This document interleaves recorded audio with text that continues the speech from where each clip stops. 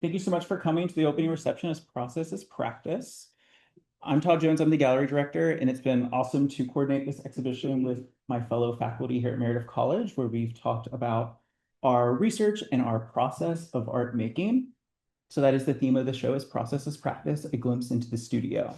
So what we're going to do is we are going to have artist talks. Each faculty is going to speak briefly about their process and practice. And we ask that all questions be held at the end and be asked in the gallery. So after the talk is dismissed, we'll go into the gallery to enjoy the rest of the reception. Perfect. So I'm going to read a little bit about the exhibition. We'll kind of go from there. The Frankie G. Weems Gallery at Meredith College invites you to Process is Practice, a glimpse into the studio, an exhibition showcasing the research processes that inform and enrich the practice of the art department faculty across a variety of disciplines and media.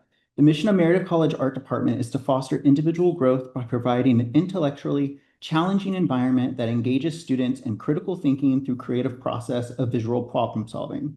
The department offers majors in art education, pre-art therapy, graphic design, and studio art, grounded in shared core curriculum of studio art and art history. In addition, it offers minors in art history, arts administration, graphic design, photography, and studio arts. Perfect. What we're going to do is we're going to go ahead and start with the talks, and we have Professor Dana Ezell that will start us off.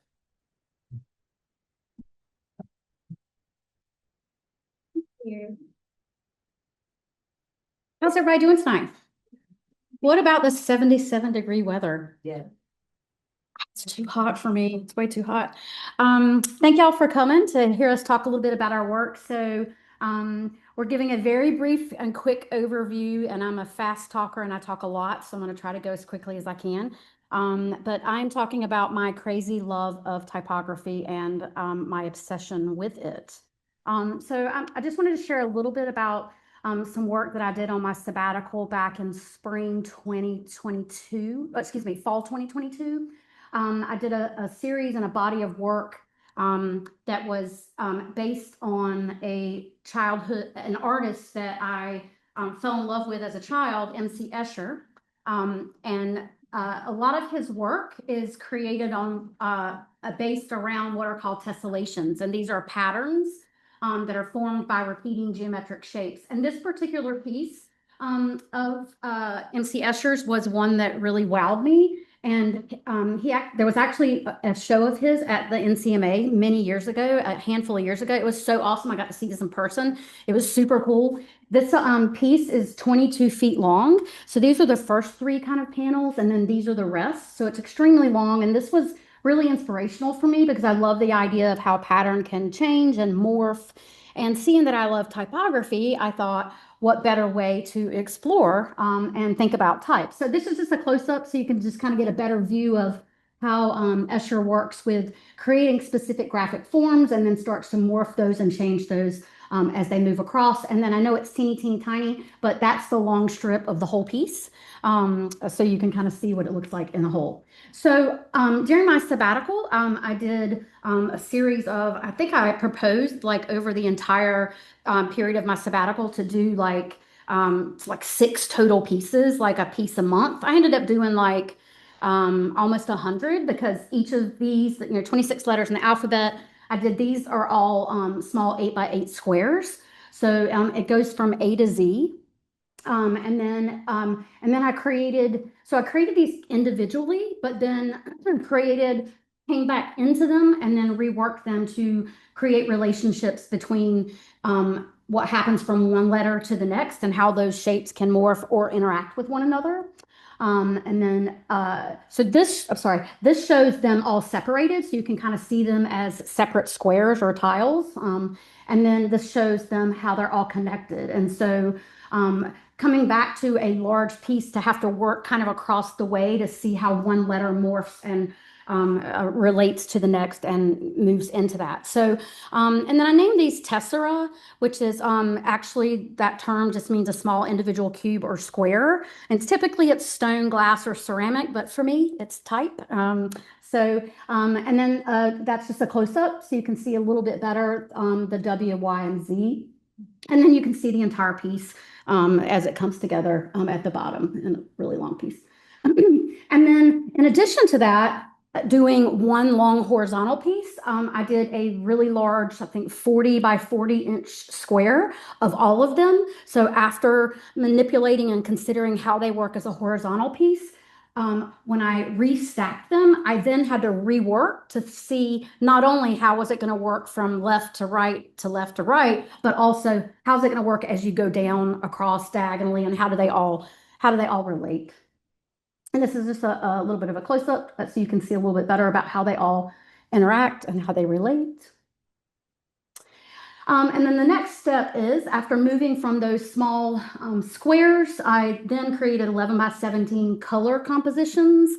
If anybody knows me really well, I love black and white. I wear black a lot. That's pretty much all I wear, and I really love black and white. So I challenged myself to work in color, which is not something that I'm totally comfortable with.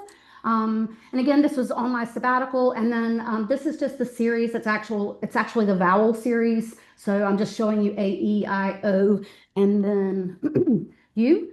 And then I just wanted you to see that it started as a small square, then moved into a black and white 11 by 17 composition, and then working with color in terms of like what that transition was and how that morphed.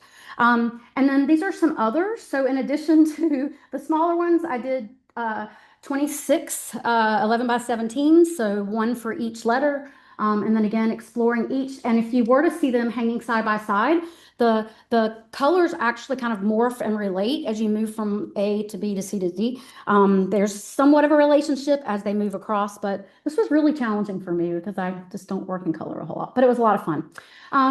And then Ode to Things is a poem that I've always loved by Pablo Neruda. And it's about this crazy love of things. And this whole poem, he talks about scissors and plates and chairs and just mundane objects that he loves. Well, this was an inspiration to me. So the work that you're going to see in the gallery, and you may have already seen, are these pieces where I have taken apart that poem and then worked kind of expressively with type. And then what's important about these to me is that I collect really small containers, and I have hundreds of them that I have collected over the years, and they're, I mean, teeny, teeny, tiny to medium size.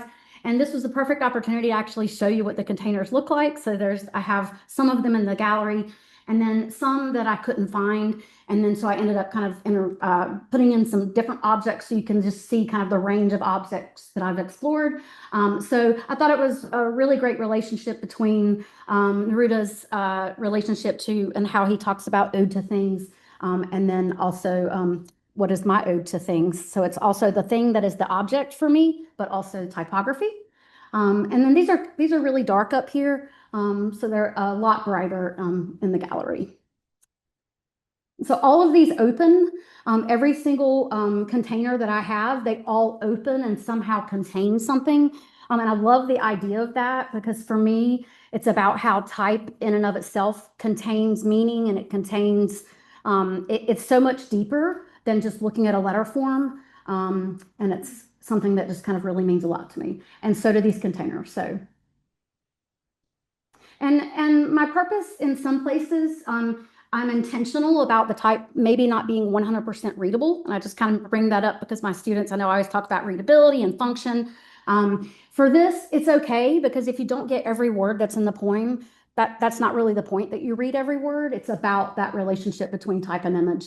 And then this is actually a music box that opens. It's really, really small. It's about that big. And it's a really cool piece. But I couldn't find it. I'm so sorry. It was in storage. And then lastly, to kind of wrap it up, I like to talk in my classes just about how I work and think as a designer, and that you as a graphic designer, although that most of what we do professionally is professional work for clients, and we have certain problems we're solving, everything that I do as the art director for the North Carolina Literary Review, which is a huge journal. I've been art directing it since 2010, I believe, and I've actually worked on it since I was an undergrad student. That was a long time ago. So I try to bring that expressiveness into something that you could look at in terms of editorial design and think, oh, that's really mundane. I have to just do a page layout with like straightforward columns of text. And so I share this with my students often, and so I just have a few pieces to share here. And here's some others. So you can see when I create these spreads, there's always a title spread. I always really like to explore and kind of push the limit. And I'm really, really fortunate that I have an editor who lets me do my thing. Sometimes she'll call me out if something's really too illegible. But you can see, just for example, like in this disembodied piece, like anytime I play with type and it's not readable, I always have the title listed somewhere else in its entirety so that it can be read. And then a few of some of my later spreads. So that's it. So in a nutshell, I love type. Everything I do involves type. And this wasn't process on one particular thing, but I think just process in general in terms of how I work and how I think about design and type and how that comes into my professional work. Thank you.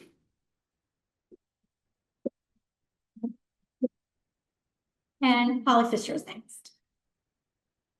Hello, everyone. Thank you so much for being here. It's great to have so many faces out in the audience. So, many of you know me primarily as a ceramic sculptor. I'm going to talk a little bit about that today, and there's a video of my sculpture process in the gallery. But then I'm also a mixed media sculptor as well. I do some stone carving too. I'm focusing on mixed media today in this intersection between thread and other materials.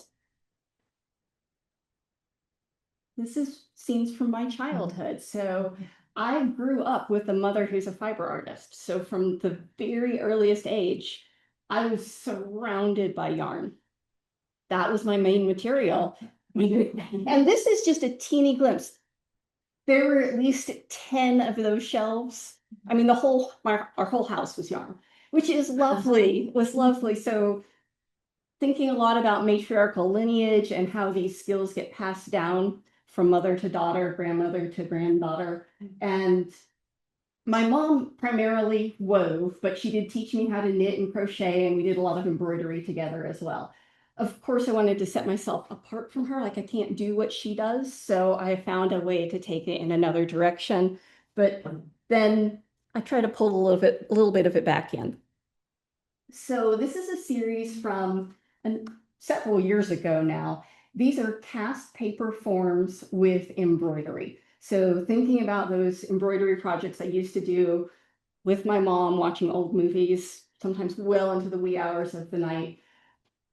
But if you know me, you know I really like a technical challenge. So why not try stitching into paper? And maybe that paper should be three-dimensional, and maybe you should make that.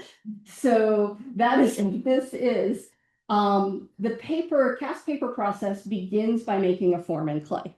So I made a bowl-like shape that the shapes look like this, a little bit bigger than that, and then pour plaster into that bowl-like shape and create an inverse mold. And then make handmade sheets of paper. So there's a lot of process here. While those sheets of paper are wet, layer them over the mold.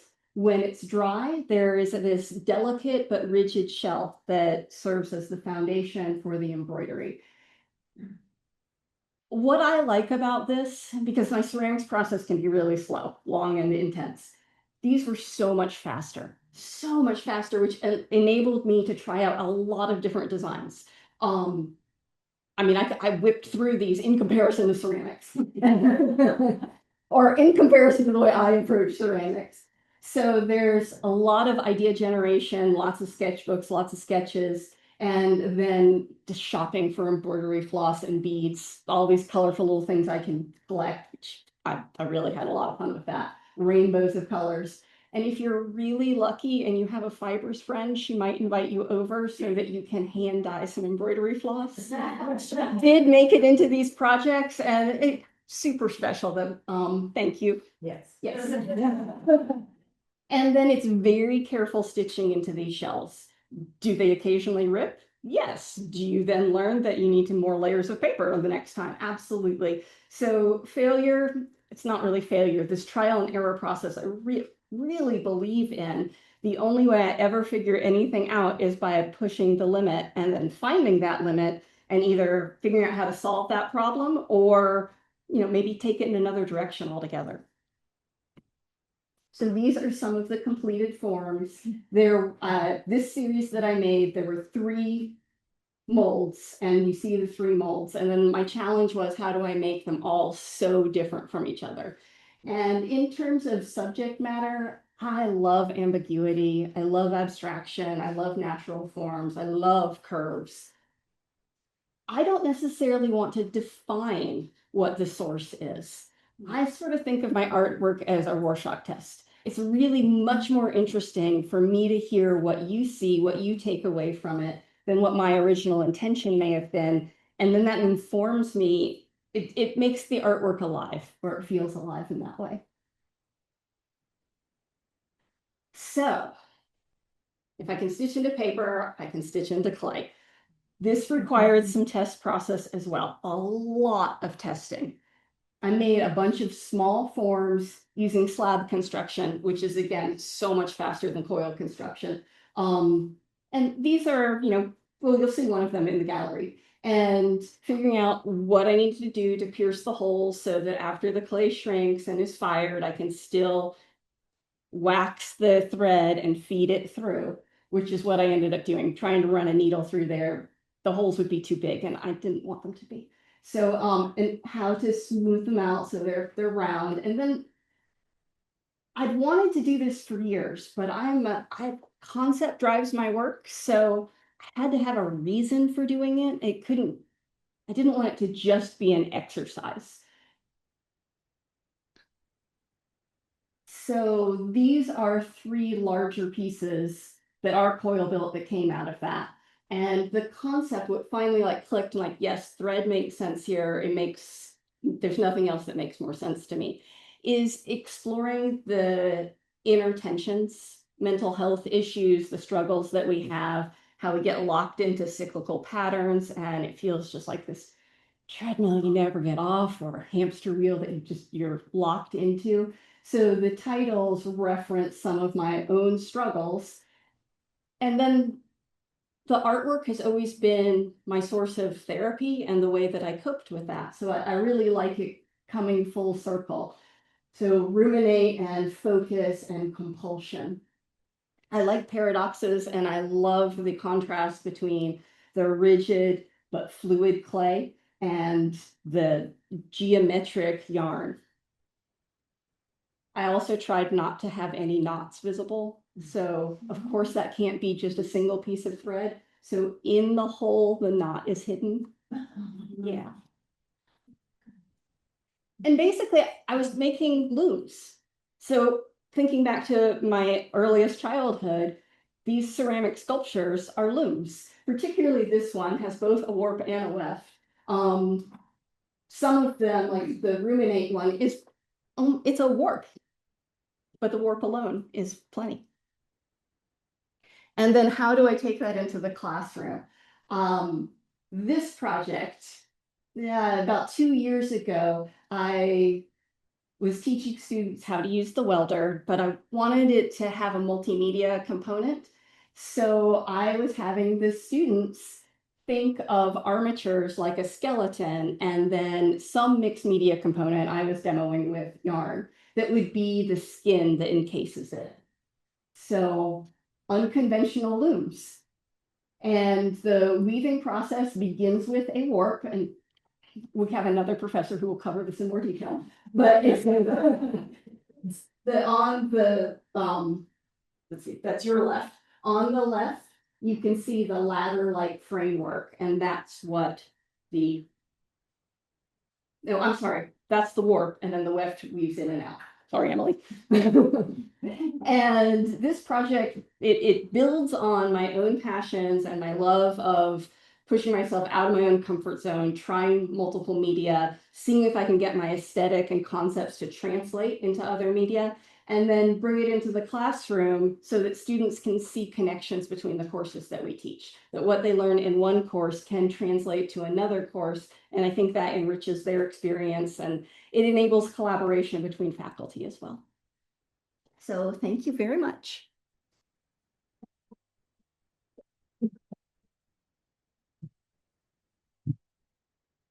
Emily, Howard is next.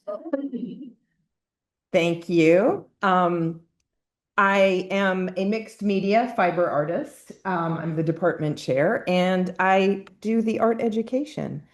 Um, as the department chair, I quickly figured out that I needed to find things to do to keep me creative that kept me here and kind of integrated everything into um, the classroom and what I'm doing in the department. But one of I love all fibers and I love all media and I like 2D and I like 3D and I like it all. And I try to throw it all in there. But I often will start really small too. Um, so this is a very small piece of lichen. And I found it in the forest. I found a little bit more than this piece. And I made a dye pot out of it. And the process for this isn't even, it goes back. You have to mordant your fibers before you can even get to dyeing your fibers. So that's a 24-hour process and then another 24-hour process on top of that. And this comes from, I come from doing a lot of Procyon MX dyeing, which is the chemical dye for natural fibers. And you just automatically 30 minutes, you could get a rainbow of colors. And this is much longer, but I really relish that process. I like the slow and the ancient and the kind of witchy quality of it. And then you might get something that is just slightly more yellow and yellowish green than that original yarn that you dyed. But I still love this process, and I love when you can get something even more intense, and we'll go into that. I'm kind of focusing on the dyeing aspect of this because I want to talk about how I brought that into the school, but also how Professor Cameron Johnson helped me and built these boxes here. And the whole department kind of got behind this endeavor to create a dye garden in the backyard. So if you go out the doors here, we have a small dye garden. It's not going to look like, I mean, it's going to look worse than this because the plants are all kind of dying and falling apart. But that's because dyes, natural dyes that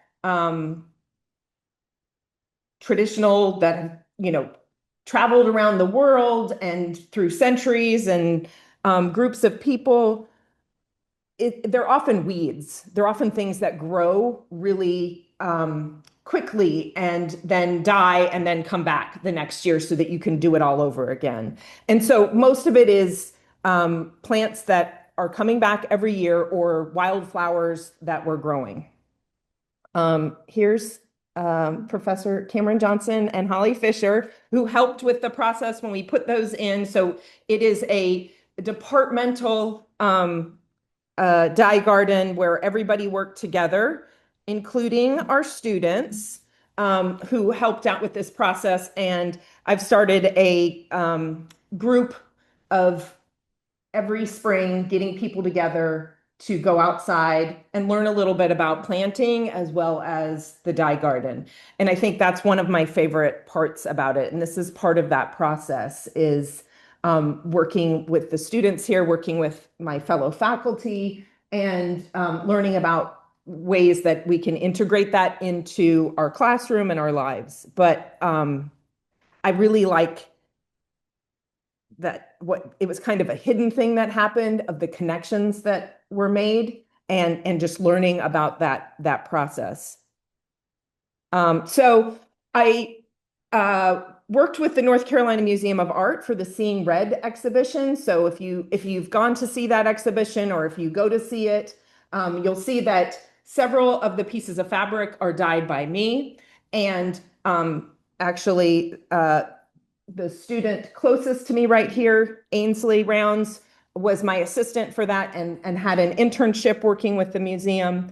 So helped me out with this, but it was dyeing using kermes, which is something that I would never personally buy myself because you can use other things to get the same color, but it's a very expensive material. And so it was kind of a unique experience for me to be able to work with that, paid for by the NCMA.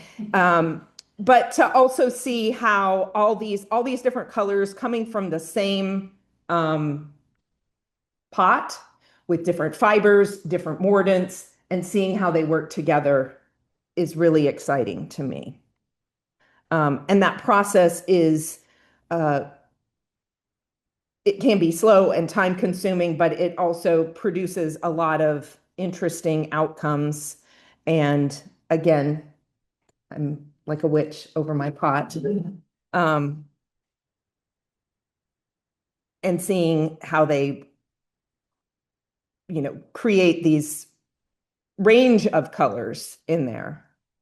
In the exhibition, I'm using a variety of different dyes in the weavings that are hanging on the wall, indigo and madder root and the walnuts. Thank you. The walnuts, which all require different processes. The walnuts have the mordant kind of built into them, where the madder root has a mordanting process that you do that's different from the indigo, which is a totally different mordanting process. So I chose those three to use in the exhibition because of that. But then you can take these things and then eventually move to another process, which is weaving. And so my weaving process is in the exhibition, and I have warped a loom in there, and I've warped it with a double weave so that I can create interesting pockets, which is what you see on the samples in the wall in there. But this kind of shows you how working with the natural dyes in a weaving form, and how the colors can work together and create really beautiful pieces of artwork. But I'm still happy to just live in a garden and live in a pot and work and just keep playing around and experimenting and exploring with that. But I hope that you will come and check out in the gallery afterwards. I'll actually do some weaving and you can see that process and how that works. Thank you.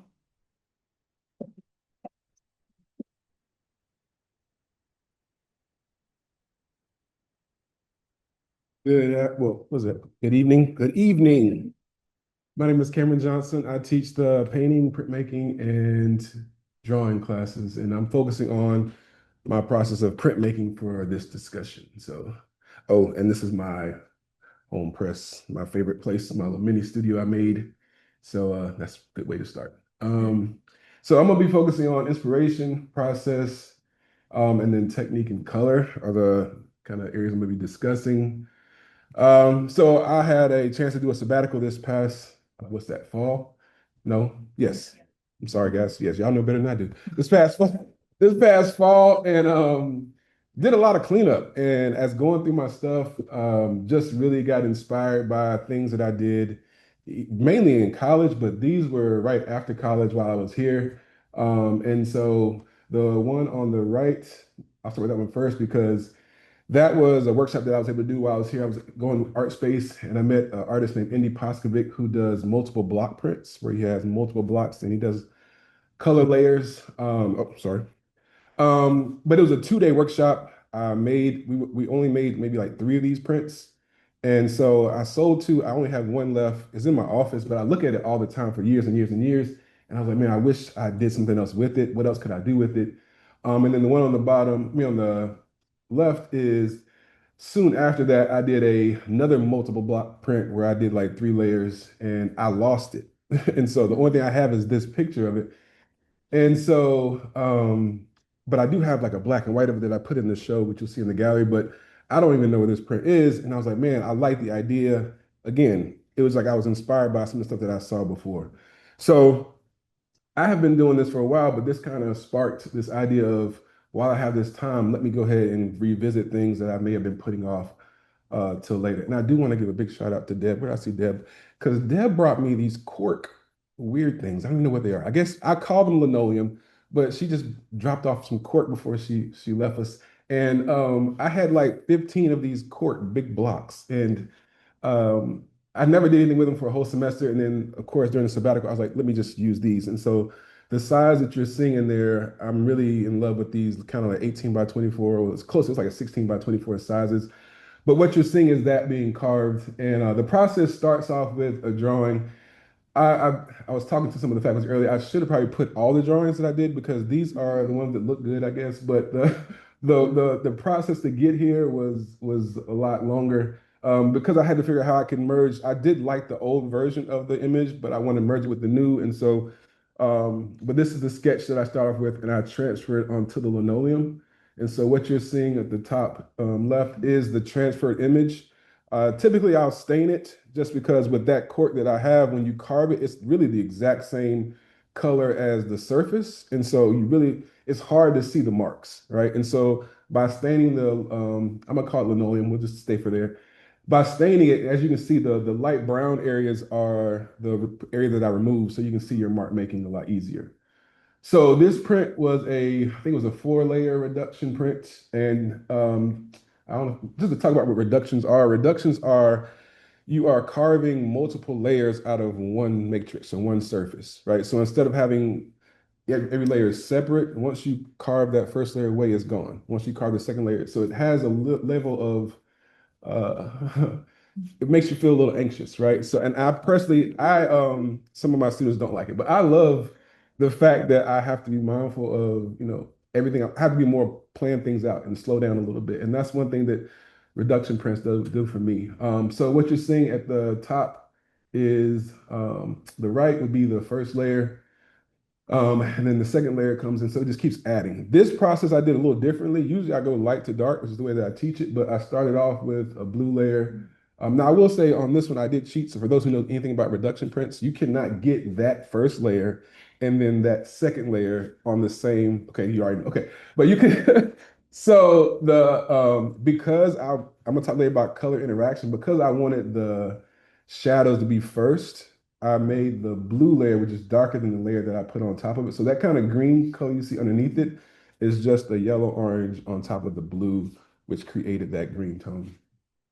But I wanted to have some areas that were like straight blue and white and some areas that had the green. So it was really about playing with color, trying to see what I could do with that. And then the third layer was the burgundy. It's like a red violet or burgundish color. And then the final image is the one on the far left. But the thing that I love about printmaking as well is the ability to get variation. So because you can never get that first layer back, I am super like intense about printing as many color combinations as possible. So this literally there's 10 of these. Like they range from a whole bunch of different colors, and I try to do multiples of each. But the thing I love to see the most is the first 3 layers, well, the first 2 layers on the first print and the first 2 layers on the last print are the exact same. But based on how you layer the colors, you can get different interactions. And so that color play and trying to figure out how to make things warm and cool and things of that nature is it's not limited to printmaking, but for me, it's my avenue right now of kind of exploring those kind of ideas, right? So because and I'll say something about the middle one, and I'll move on. The kind of yellow, it's like a mustard green, cool color you see is actually purple and yellow. It's not any green used at all in that print. So that to me, you can kind of see the purple at the bottom where the legs are, but that interaction to me, I find very, very interesting. So talking about technique a little bit, one thing I also started to do was, as the common thread is, we all do multiple things. I like mixed media as well, just like everybody else. So I started playing with paper put into the prints, which usually is a no-no, but my goal was to try to break the things. I'm very traditionally trained as far as technique. So usually I kind of follow rules, but it was like, what happens if I don't? And so I really wanted to push that idea. So what you're seeing at really the bottom left is a throwaway. It's a print that I did that was not registered properly, so I didn't continue with it. But then I started layering tissue paper on top of it. So really the print itself is black and white. There is no color in the print. And then I printed black on top, and that's where you see the second image. So all the movement of color just comes from layering tissue paper. And then the third one, after I did that one, I was like, man, I wish it was nighttime and it glows. And so I did one. I'm sorry you can't see the whole thing, but I did one with more cooler colors and pushing things. And I wish my daughter was here because she bought me this glitter tissue paper. And for those who know, I'm not the biggest glitter guy. But I was like, kind of like what Professor Fisher said, it made sense because it was like nighttime and stars. And it was like, yeah. So I needed a conceptual reason too. So yeah, I made it work. Um, and then it's so funny because me and Dana did not practice this, but I also was at the exhibition at MC Escher, and I also saw the prints that he made, and he had these large wood blocks, and he did this repetition where he took one block and made a continuous image, and I was like, man, that's so fascinating. So I started doing this in my printmaking class as well, but I had to do an example so we could, demo it. So what you're seeing is the two on the left are in process. And really, this one does not have a title, but I might steal hamster wheel from you because it's dealing with this cycle of these repetitive thoughts, these repetitive feelings, how we kind of hold ourselves back, reaching for help, but also feeling like we're not worthy of help, things like that, right? These kind of things that we perpetually think about. So the one at the top is showing you how that is literally, so I had to print that one linoleum twice every time for all the images. This also has like 6 or 7 different color combinations. And then the one on the right is the last, so I always do like a tester. So that one does not have the back color because I started it on layer 2. So the reason why you're seeing white and not seeing it on the other ones is for that very reason. But that one has the latest layer, but there's one more dark layer that's going to come on top of it. So that one literally is in process. So you're seeing it as I'm creating it, and hence the reason why it doesn't have a title. Oh, that's it. Am I done? Oh yeah. So that's it for me. I'll apologize in advance. I do have to run out. I have another event like right now. And so if you have comments or questions, email me, text me, leave me a note in my box. Tell Professor, Todd, he can tell me. But I'd love to hear feedback, but I just can't. I'm not leaving. I gotta go. So I'll see you guys.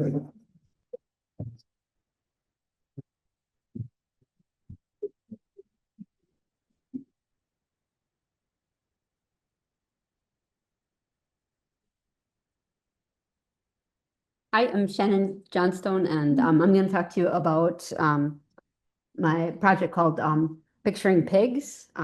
So I think most of you know I was gone for a couple of years on a combined sabbatical and extended leave to pursue a PhD in human animal studies, really looking at what it means to picture another suffering, especially when that being has no method of consent. So this project was kind of done as kind of a parallel project. It was not part of my dissertation, but it definitely came from that idea. And so what this project, but it was definitely conceptually inspired by this. So it is a grassroots art activist project dedicated to compassion, kindness, and positive imagery of pigs.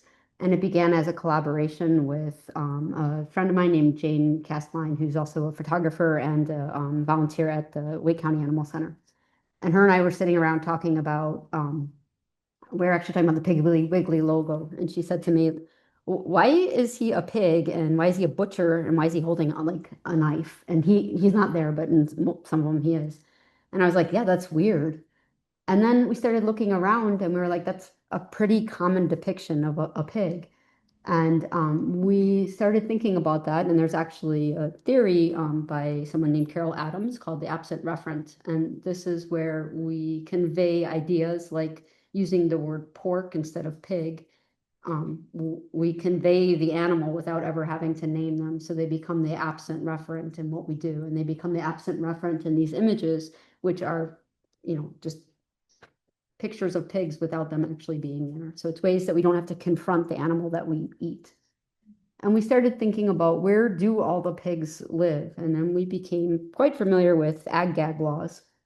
And if those of you are not don't know much about them, ag-gag legislation is different types of laws that are passed so that they make it illegal for you to photograph in or around any kind of factory farm.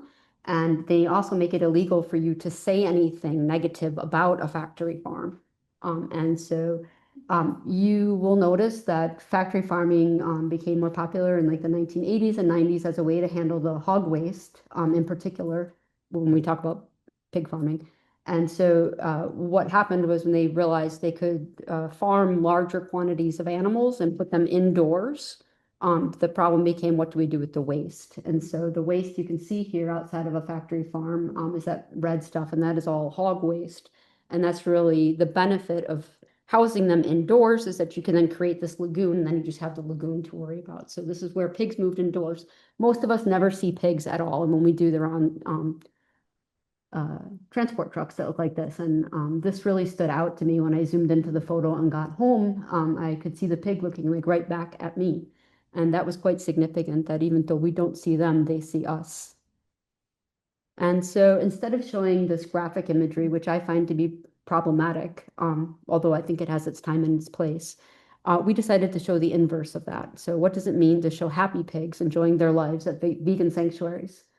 And so while driving down I-40 in eastern North Carolina, we created these billboards that subtly consider who lives there and for what purposes.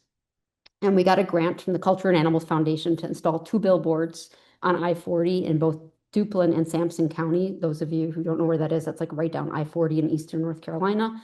And there, pigs outnumber humans 32 to 1. And when we we were really excited to have this money. We contacted these billboard companies. They were like, great. Yeah, there's one in particular was like, great. We have 3 available. We'll reserve them for you. Fine. We got to the point where we had the contract. We sent them the artwork, which you can see here. And they sent us a 1-sentence reply saying, we can't fulfill your contract. And we were like, why? Crickets, nothing. We contacted several more billboard companies and were refused for all of them when they saw the artwork. And we were never given an answer, even from Lamar, who's a national billboard chain. They wouldn't tell us why. One billboard company even asked us if it was a joke.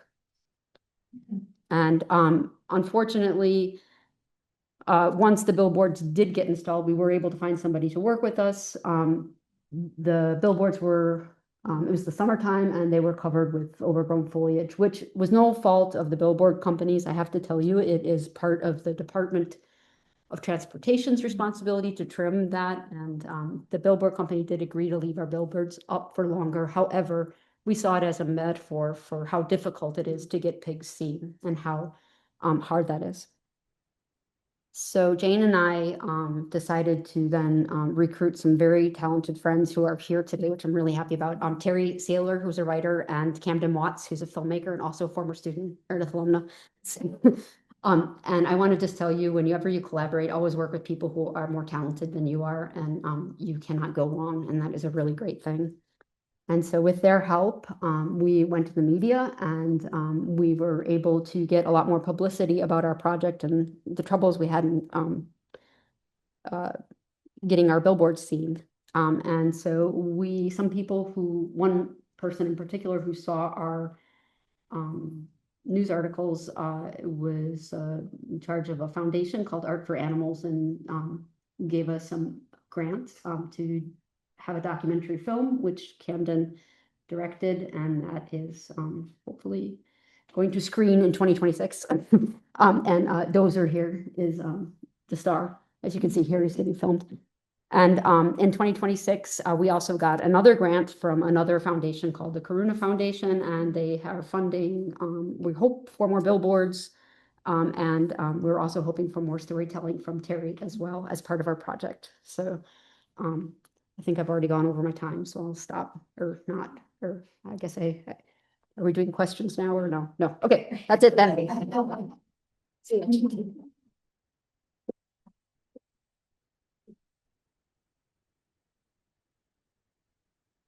Hello, everyone. My name is Todd Jones. I am a painter and sculptor. I work across a variety of media. So I wanted to focus my talk and process on kind of my recent project that I did on a 4-week residency at the Siena Art Institute in Siena, Italy this past summer. So a lot of my research has to deal with place. So I do a lot of residencies, especially around summer times, where I go into another community or location and research consumers' habits, materials witness, do a lot of environmental and look at waste consumption. So my summer, I went to the Siena Art Institute, which you can see pictured here. I lived for 4 weeks there, had a studio space. It was amazing being in Italy. You know, it was great. Okay, no complaints there. But I was hosted by Siena Art Institute, which is great. And they have a sustainability initiative where they bring artists in that are really interested in sustainability. And they have all these sustainable gardens and things like that. And they also invite students to come as well. So when I started this residency, I put a proposal together, but I wasn't really sure what I wanted to do. But it was great because when I was there, I was like, okay, let's research, let's figure some things out and kind of go from there. So a lot of time, my inspiration and kind of the sense of discovery is kind of my first step. Now, here are some photos that I took along my trip when I was there. I was based in Siena, this medieval walled city. It was phenomenal. And I started to really think about, how can I go about my research? So I do a lot of reading. So I do read a lot of art self-help books, a lot of artist books and things of that nature. I travel with way too many books. And of course, I buy books when I'm away, and my suitcase is always very heavy. So I always bring out lots of books. But what I wanted to do is I started looking at insights of like the Venice Architecture Biennale. And when I was there, the whole Biennale was about sustainable architecture and bringing nature back into architecture and building. And I was like, immediately, this is where I need to go. I need to research that and go in and meet some artists. So from there, that was kind of my jumping off and starting point. And then I started to think a lot about the natural pigments that are historically gathered there. You have burnt sienna, raw sienna, and all that of those pigments. Thinking about the masters and the artists that came before us and how they utilize them. So then I started to really think about that, and also the historical architecture. I spent a lot of time at the Siena Cathedral, which you could see here on the right.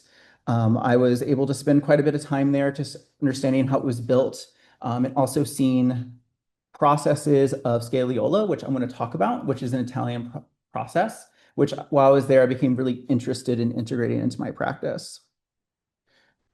So the scagliola process, it's a decorative technique from 16th century Italy. And what it does is it uses like the everyday materials of plaster, animal skin glue, raw pigment, along with plaster, okay? And what these do are they're mixed together to make a paste, a form that then you can sculpt with, carve into, polish to give the sense of false marble. And here you can get a sense here that mixing all those materials together, you really can get a sculpt. And once it's polished and sanded, it looks almost identical to marble. So it's false marble. So with that, I became really interested in this idea of my work using sustainable materials, discarded house paints, particularly what I research and do here. How can I do a similar thing while I'm over there and maybe bring it back? So when I was in Siena, I innovated the process of scagliola, but using the natural pigments, I also used discarded paints and materials, also discarded, I guess you could say just other remnants and trash that I would mix into the mix. So I saw this as a way of being like a sustainable way to reinvent this process for modern day architecture, or just how to address waste by also keeping traditions alive. I think it's awesome with how I feel like art history is like studying art of the past, but also seeing its relevance today and how it can be used. So that was a huge thing for me. Okay. So I want to talk a little bit about, I have this video that's playing in the gallery, but you could see here what I'm doing is I'm mixing the raw pigment in with the plaster, also adding the animal skin glue. I'll then add in paint and some other materials with it. And I'm just working with it, molding and sculpting with it, giving it vein, pretty much adding different colors in and mixing it together. And once you twist, you can get the veining of marble, and then putting it in a mold. My practice does a lot of mold making, where I'm making molds of discarded objects. So when I was there at the Siena Art Institute, I was actually finding parts and remnants of the buildings that were falling apart, making molds of them, and then repairing them with the scagliola process. So that was one thing that I really enjoyed in this process of working. And this was a piece that I created when I was there. It's a piece I titled Restoration Siena Art Institute. And it's all the materials that I used, but I was really lucky that when I was there, the Siena Art Institute asked me to permanently install this piece there. into one of the spaces. So how I could see this research going forward is I would love to go into other spaces and use this technique to make repairs. And I see it could be a way of keeping this traditional process alive, using our discarded materials as a way of repair for architecture, and kind of combining that architectural heritage with contemporary waste and how we understand our waste. Perfect. Thank you so much. Next is Lisa.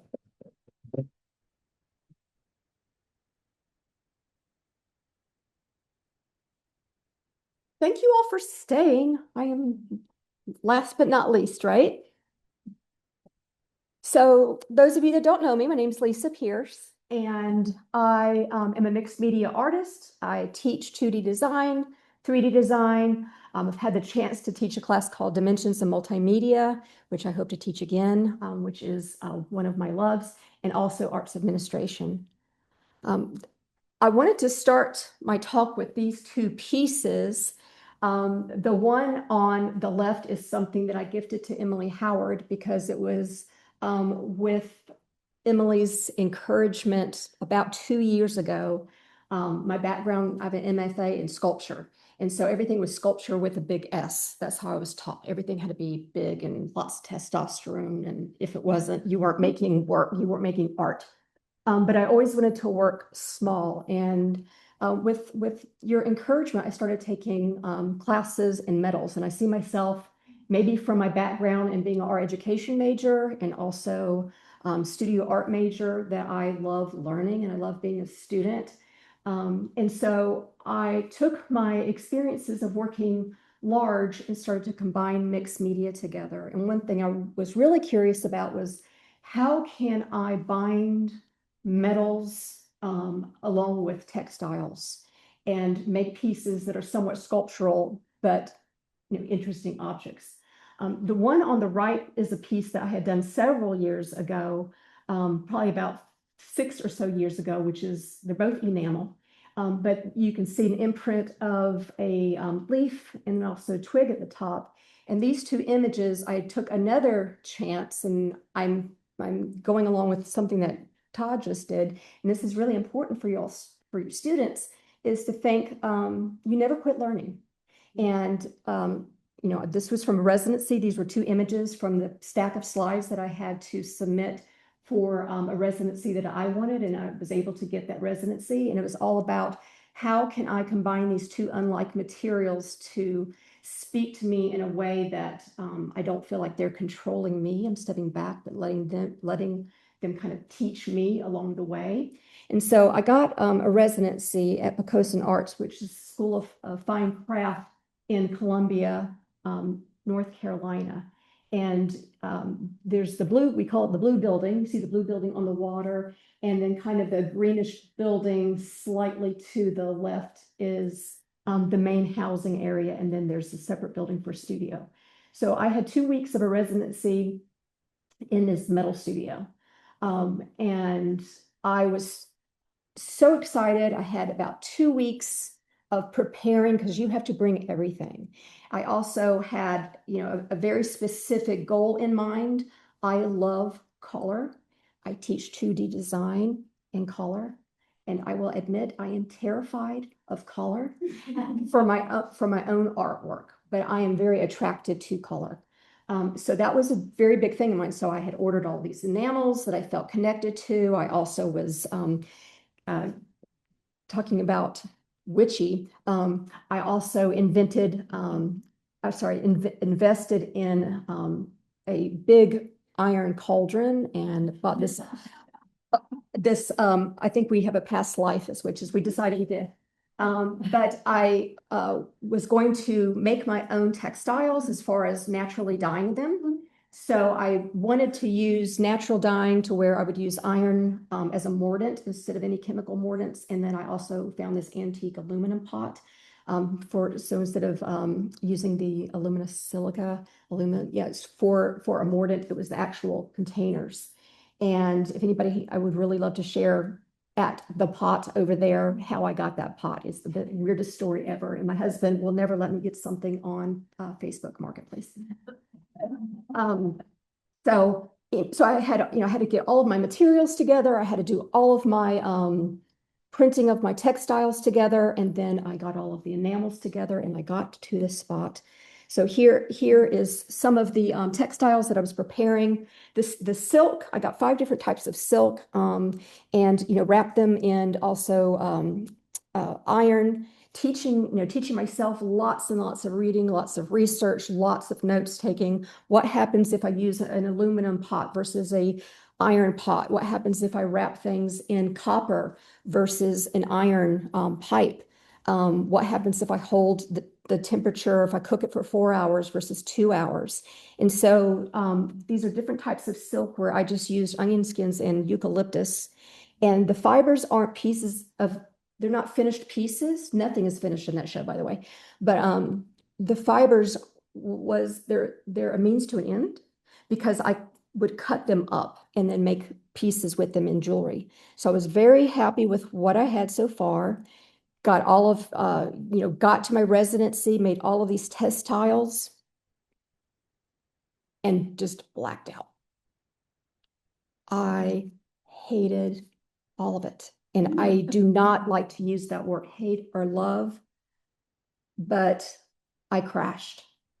I've got 2 weeks. My second day there, I can't make anything. I mean, I have all of this I have all these materials to go. I have all of these colors that I thought that I was attracted to, and they're like repulsing me, and I want to be attracted to them, and I felt like they were controlling me. I wanted to be part of the process, but I was so lost. And I had something I had never used before, but I had bought some liquid enamels, and they were in the bottom of my suitcase. And I'm like, all right, this is my last shot. So the next day I was like, suck it up, research. Okay, how do you use liquid enamels? Step 1, because it's different than powdered enamels, and on each one, I stamped A, B, C, or D, because what I had to do was I was making notes. What happens if it is 10 grams of water and 10 grams of powder? What if it is 10 grams of water and 15 grams? I was trying to figure this out. What happens if I hold it at 15 degrees for a minute and 45 seconds? It looks totally different than a minute and 15 seconds. And so I was just teaching myself through the process and layering. And I'm like, there's not a lot of control here. And then I realized, what do we control? And again, the process of textiles in a way, and the processes of this aluminum, we talk about the word failure. Failure is a beautiful thing in and of itself, as the inventions that come out of it afterwards, if you allow yourself to crash and then you pull yourself back up. Because from that, I got rid of 15 different types of enamels, and I stuck with one, and only one. And so what I did was that with that one layer is I started to hold it at different temperatures and different levels of again, 10 grams, 15 grams, 20 grams versus different layers of different amounts of water. And so I started to create color from one clear enamel. So everything was just clear. And I had never made a necklace before. Also, I've only made brooches. And so I just gave myself about 4 days to just like decompress and just, I'm a T-Rex, 4 days, right? Just like, okay, no one can bother me, just like cut, stitch, sketch, and so, no one bothered me. I was just like, I'm going to build this thing. And so you can see how I started cutting out copper. When you work with jewelry and sculpture, pretty much everything, there's so much sequencing that goes along. So you do have to teach yourself, no matter how confident you feel in something. So I started to work with the copper and doing some, hammering of it to get textures. You can see over here on the far right, the larger piece right here with like the spoon shapes. So that is the silk that I stitched in those centers. And so I felt like, okay, I think this is working. It's not all lost. So it's about the 4th day. And then I started, building some other shapes, and I like very simple forms. And so I started to deconstruct these squares into taking just corners off of them. And it felt very much like myself. I felt like, I was I was rock solid. I was ready to go. And then a piece just got ripped off of me. And then another one and another one. And then this perfect circle, and circles roll and squares don't. Do you know what I mean? And I felt like, oh, this actually kind of means something. I felt like I liberated myself a little bit. And so the image right here just shows at the top here, there's little holes, or where I drilled holes because I was going to stitch the silk into the hole. And then I had back pieces that I was going to attach them onto. And then I learned, and I'm still going to fight it, but enamel and rivets don't like each other. So, everything in the show, again, is not finished pieces. And I would love to talk to you about, this is a mistake, or this is a whoops, or, how am I going to put this together? I'm still learning. It's teaching me a lot. So here are some pieces. And again, all, the silk, I laid them out because I think it's fascinating what the vegetation does. And I also think it's fascinating if you can you teach yourself, you do a lot of research in terms of what is happening chemically because of heat and the vegetation, and also the heat and the glass of the enamel. And then you have to for me, you have to step back and just let it have its control. But I thought it was fascinating. So that's why I have them laid out for you to be able to see what's going on the inside. So the one on the left is just call it a BA brooch. It's a big ass brooch. Because it is big. And then you can see these circles that were kind of being deconstructed from a square. That might be my last slide. Yeah, that's my last slide. So I invite you to ask me questions. And if you want to hear this really bizarre story of why I won't shop on Facebook Marketplace again, I would love to tell you about it. Thank you so much, you all.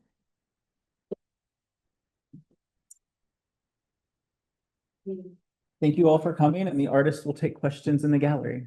Thank you so much. Enjoy the rest of your evening.